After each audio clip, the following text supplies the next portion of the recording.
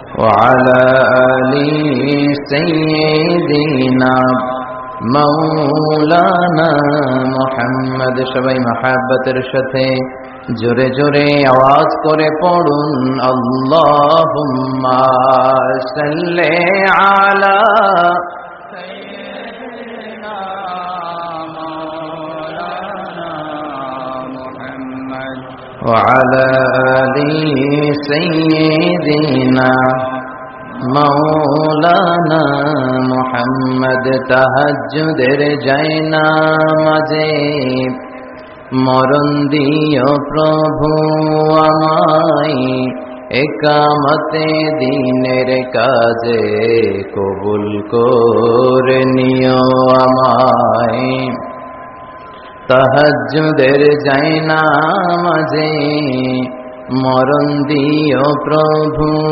আমায় একামতে দিনের কাজে কবুল করে নিও আমায় আল্লাহুম্মা সাল্লি আলা সাইয়্যিদিনা মাওলানা মুহাম্মদ ওয়া আলা আলি সাইয়্যিদিনা মৌলানা মুহাম্মদ ওগো রসুল প্রিয় রসুল প্রাণের রসুল ওগো রসুল প্রিয় রসুল প্রাণের রসুল তোমারি জন্যে এ বিশ্বে মোরা আলো পেয়েছি পেয়েছি কুল ওগো রসুল প্রিয় রসুল প্রাণের রসুল ওগো রসুল প্রিয় রসুল প্রাণের রসুল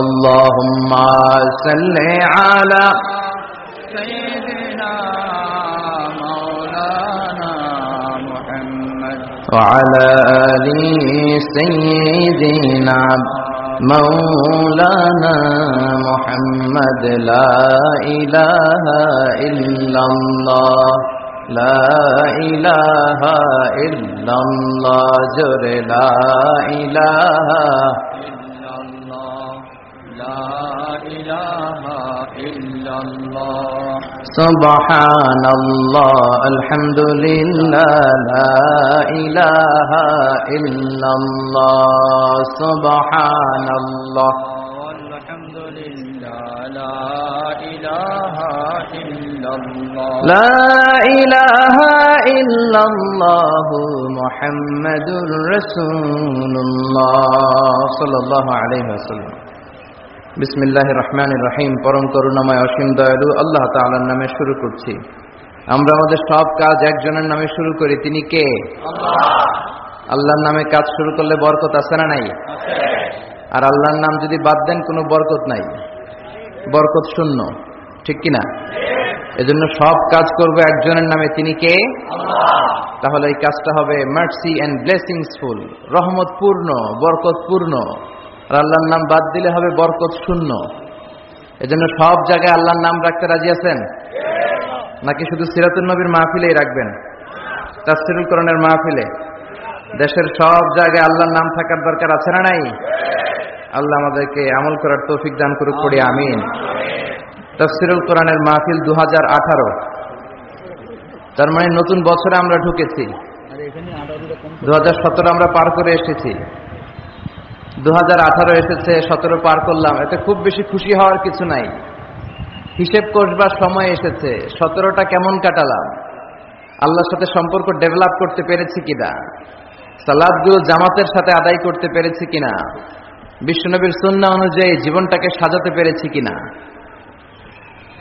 কতটা নেক আমল দিয়ে নিজেকে গড়তে পেরেছি, এই হিসেব কষবার সময় এসেছে।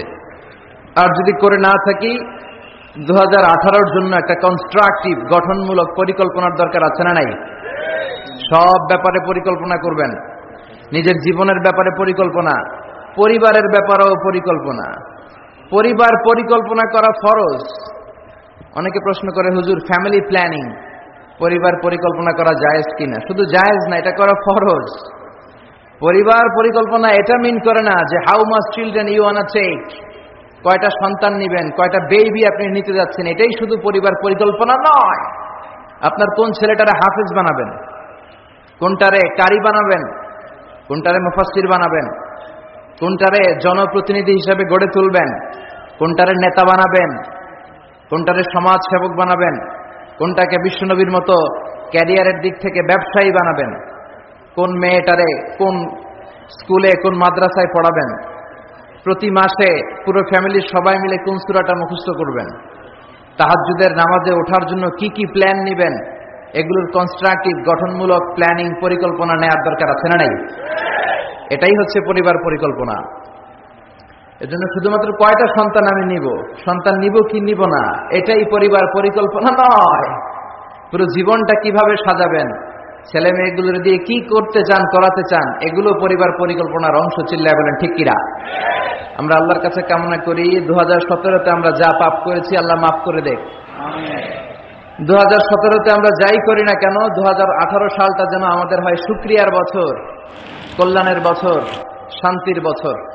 সব ধরনের দাঙ্গা হাঙ্গামা, পেট্রোল বোমা, হরতাল, মারামারি থেকে আল্লাহ আমার সুজলা সুফলা শস্য শ্যামলা সোনার বাংলাদেশকে হেফাজত করুক। আমরা পড়ি আমিন।